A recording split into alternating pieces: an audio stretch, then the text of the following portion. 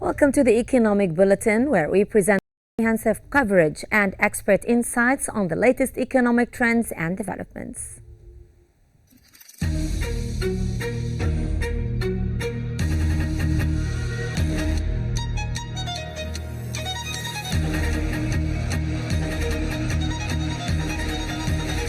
It gives me great pleasure to declare open the 29th session of the Conference of the Parties to the United Nations Framework Convention on Climate Change.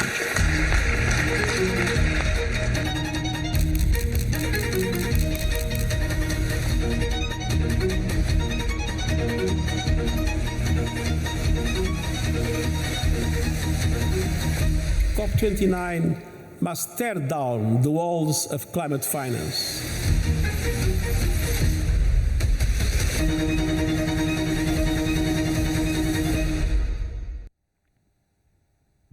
At the COP29 summit,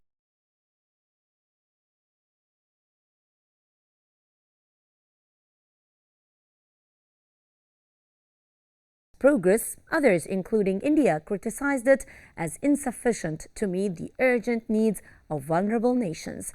The agreement, which extends existing financial commitments, sets the stage for the 2025 Climate Action Plan at next year's summit in Brazil. The summit also exposed tensions over the financial responsibilities of industrialized nations, with developing countries pushing for greater contributions.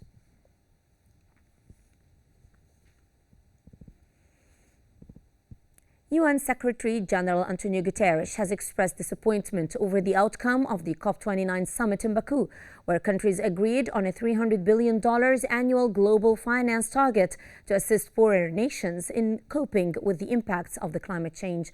The agreement, reached after extended negotiations at the two-week conference in Azerbaijan's capital, aimed to boost efforts to curb global warming during what is projected to be the hottest year on record.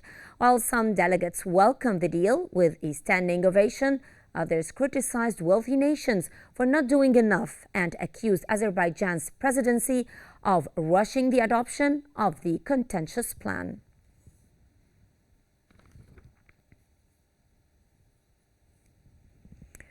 For her part, Germany's Foreign Minister Annalena Baerbock stated that more is needed after countries agreed on a $300 billion annual global finance target to help poorer nations cope with climate change. Baerbock emphasized that the world must provide real practical support and not just wishful thinking. She also expressed surprise at claims that a broader donor base from rich countries would come at the expense of poorer nations. Baerbock reiterated Germany's strong commitment to European climate goals despite an upcoming election, affirming that climate policy remains a priority on Germany's agenda.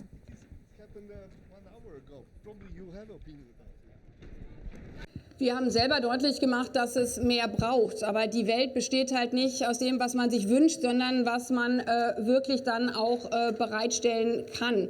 Und deswegen haben wir so hart daran gearbeitet, dass wir die Geberbasis erweitern. Und deswegen haben wir uns zugleich so sehr gewundert, dass hier manche auch abschließend im Plenum suggeriert haben, eine größere Geberbasis von reichen fossilen Staaten würde zu Lasten von Entwicklungsländern oder Inselstaaten gehen.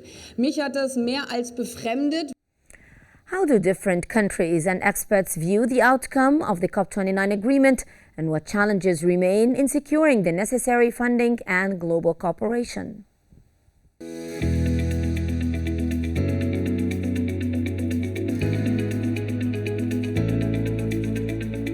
The COP29 summit in Baku concluded with a last-minute agreement to provide $300 billion annually by 2035 to support the vulnerable nations in combating climate change. The agreement is seen as a progress, although critics argue it falls short of the $1 trillion needed globally. Although some hailed the agreement as a step towards climate resilience, developing nations, including India, criticized it as an optical illusion, fails to address the magnitude of the crisis. Others viewed it as a necessary breakthrough which salvaged negotiations that were on the verge of collapse. UN climate chief Simon Still described the deal as an insurance policy for humanity and emphasized the need for timely and full contributions. The agreement also rekindled debates over financial responsibility, with developed nations resisting higher obligations while urging major economies like China and the Gulf states to contribute. Economists have underscored the funding's critical role in phasing out fossil fuels, scaling renewable energy, and mitigating intensifying climate disaster worldwide. Attention now shifts to COP30 in Brazil, where nations are expected to present detailed climate action plans. However, delays and weak commitments risk derailing efforts to meet global warming targets. Despite progress on carbon markets, unresolved funding gaps and geopolitical tensions remain significant hurdles to addressing the escalating climate crisis.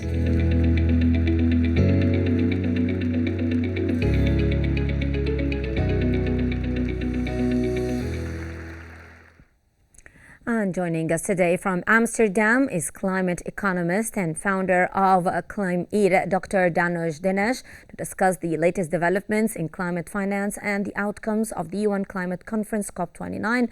Welcome to Qnews, sir. And what are the main criticisms of the $300 billion climate finance pledge, and why do critics argue that it falls short of addressing the urgent needs of developing nations?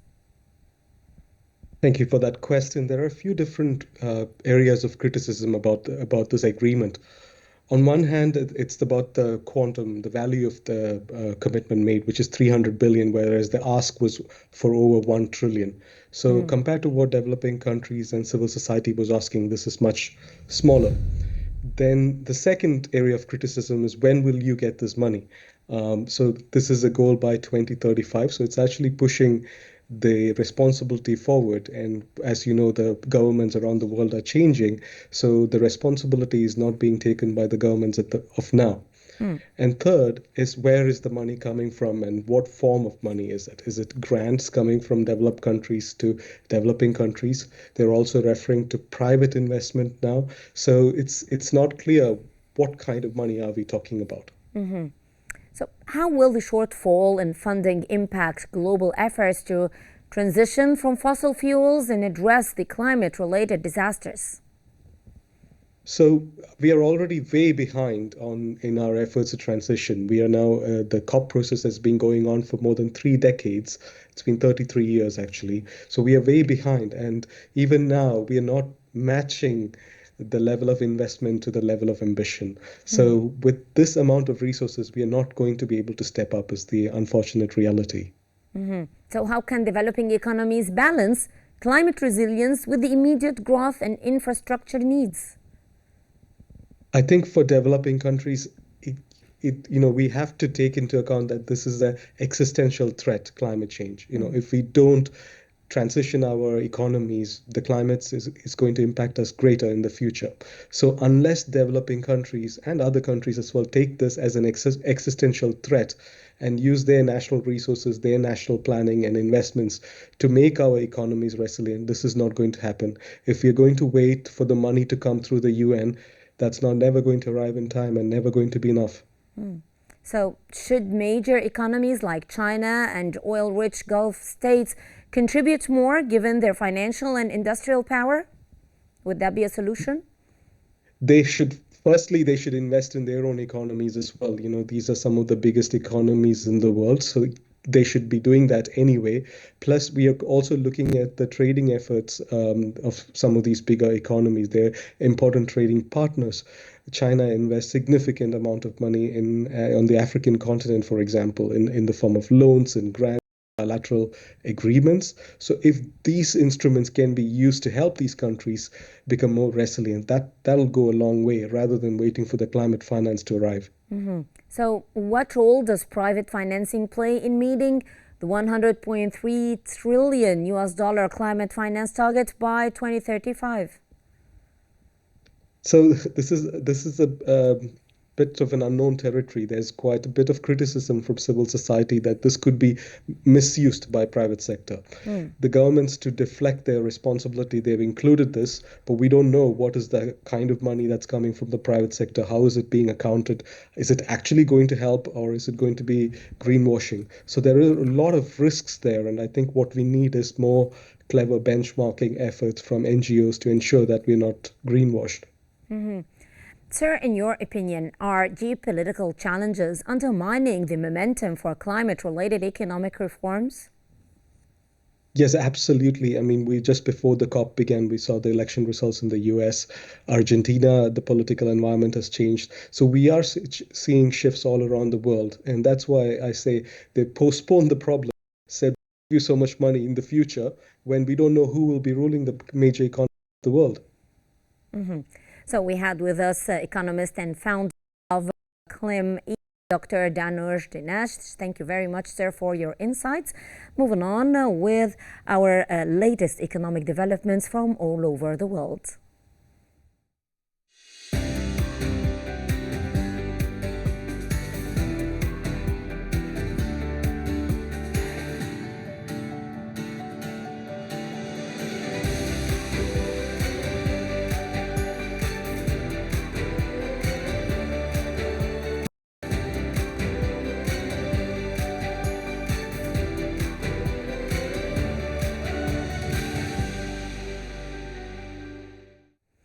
Britain has announced its most extensive sanctions against Russia's shadow fleet, targeting 30 vessels and 2 major infrastructure companies.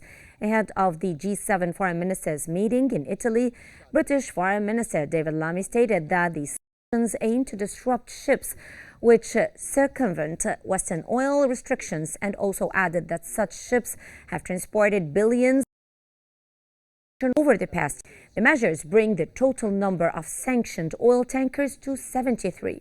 The UK also sanctioned Russian insurers and vowed to challenge any vessels passing through British waters without legitimate insurance. And of course, avoid Russia using its oil revenue.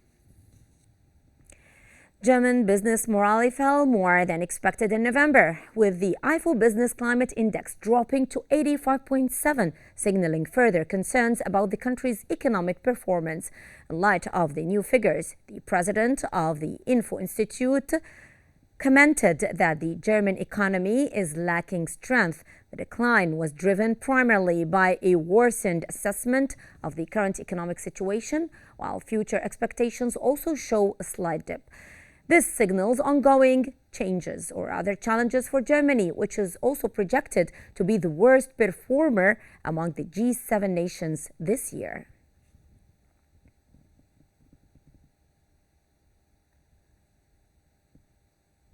The People's Bank of China has kept its one-year medium-term lending facility rate at 2%, following a previous reduction in September.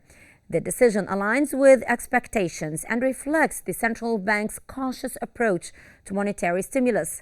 This move comes amid early signs of stabilization in China's economy, following a series of measures introduced in late September to support growth.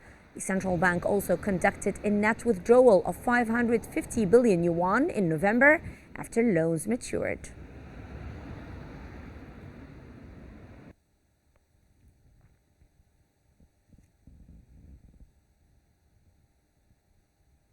In India, a government report forecasts that food inflation will ease in the coming months thanks to a strong summer harvest with a favorable monsoon and high reservoir levels supporting winter crop production.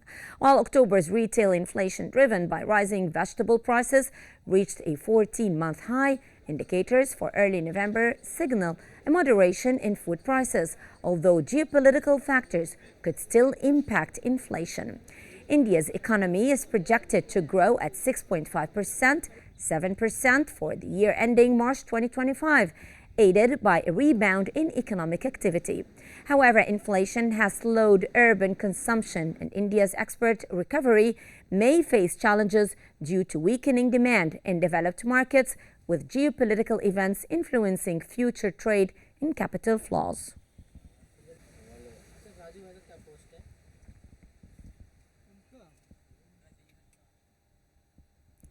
The Bank of Thailand stated that the nation's banking system has maintained substantial excess liquidity, with deposits and investments at the central bank reaching 4 to 5 trillion baht over the past decade. However, banks remain cautious in their lending, primarily assessing the ability of borrowers to repay. The Thai government has been pressing financial institutions to broaden credit access as high household debt countries to hinder economic growth. The bank clarified that its lending rules focus on setting manageable repayment terms rather than imposing restrictions.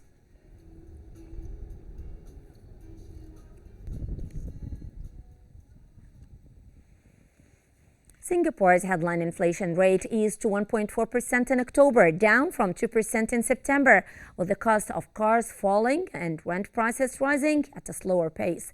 This marked the first time that inflation has dropped below 2% since March 2021. Core inflation, which excludes accommodation and private transport, decreased to 2.1% from 2.8%, below the expected rate of 2.5%. The Monetary Authority of Singapore attributed this decline to slower service inflation and reduced price hikes for electricity, gas, medicine, and clothing. Following the inflation data, the Singapore dollar strengthened to 1.34 against the US dollar.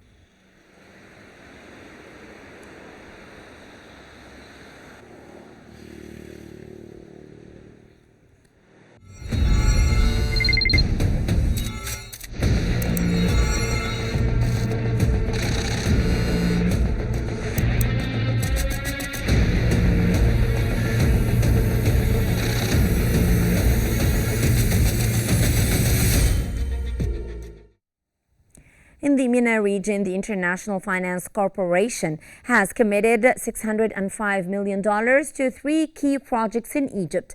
This includes a $300 million sustainability bond with Arab African International Bank, co-financed by the European Bank for Reconstruction and Development and British International Investment to fund green projects and MSMEs. The IFC is also investing $155 million in Orascom development to promote eco-friendly tourism in El Gouna, cutting energy and water use. Additionally, $150 million will go to the Commercial International Bank to support SMEs, particularly female-owned businesses, to boost job creation and economic growth.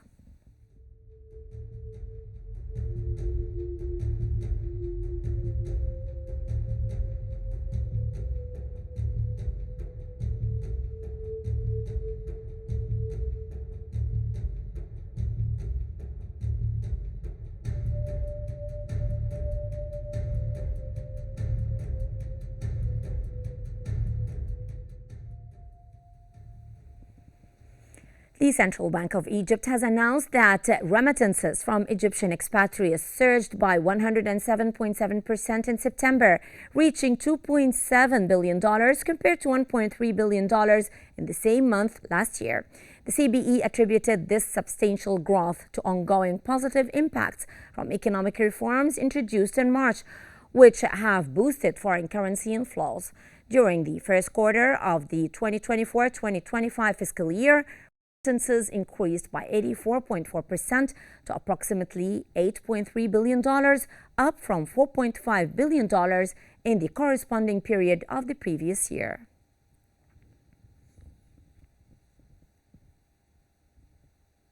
Israel's central bank has maintained its interest rate at 4.5%, holding for the 7th consecutive time as it evaluates the impact of its ongoing war on Gaza on the economy and inflationary pressures. The decision reflects concerns over inflation, which stood at 3.5% in October,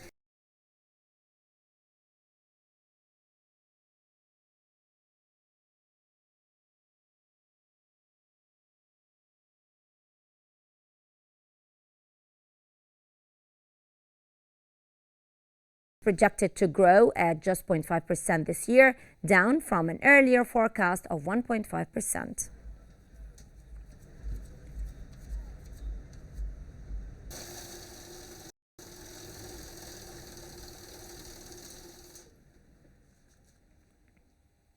In the tech world, cyber attacks have cost British businesses approximately $44 billion in lost revenue over 5 years, with 52% of private sector companies experiencing at least one cyber attack during this period.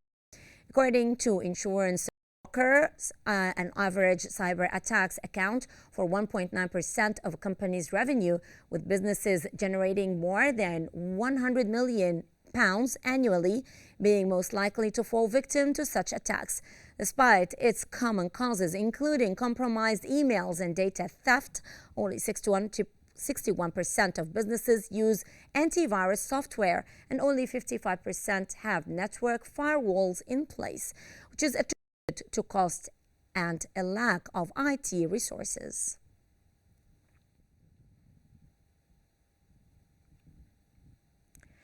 The U.S. Department of Justice will present its final argument on Monday in its antitrust case against Google, accusing the company of monopolizing the online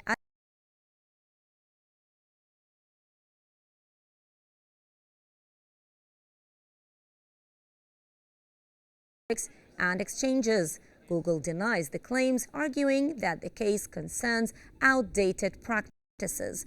If found guilty, Google will be forced to sell its Google Ad Manager platform. The case follows broader scrutiny of Google's market dominance among search engines.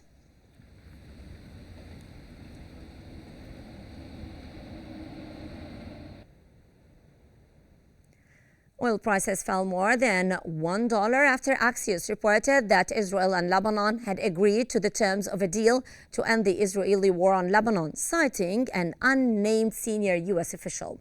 Brent crude futures dropped 1.78% to $73.83 a barrel. West Intermediate crude futures fell 2.02%.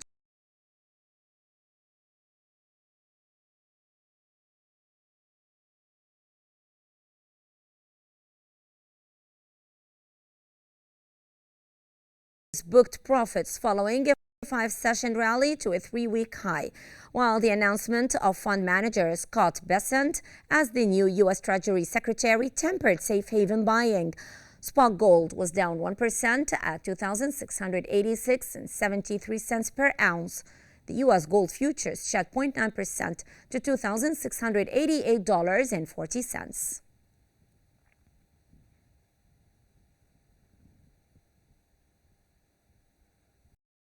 Global stock markets rose, with European and Asian indices tracking gains from Wall Street as investors welcomed President-elect Donald Trump's nomination of billionaire Scott Bessent as Treasury Secretary, viewing it as a market-friendly choice. In Europe, Germany's DAX climbed 0.4%, while France's CAC 40 advanced 0.1%. The UK's FTSE 100 rose 0.45%. The Dow Jones Industrial Average added 1% in early deals, while the S&P 500 gained 0.75%.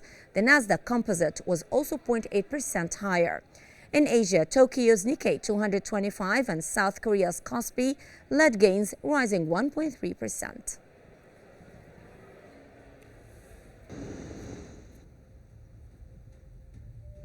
And that's all for now. Here is a roundup of today's key headlines. COP29 climate finance deal sparks mixed reactions from developing countries. The UK imposes its biggest sanctions package on Russia's shadow fleet. And China keeps its 1-year medium-term lending facility rate at 2%.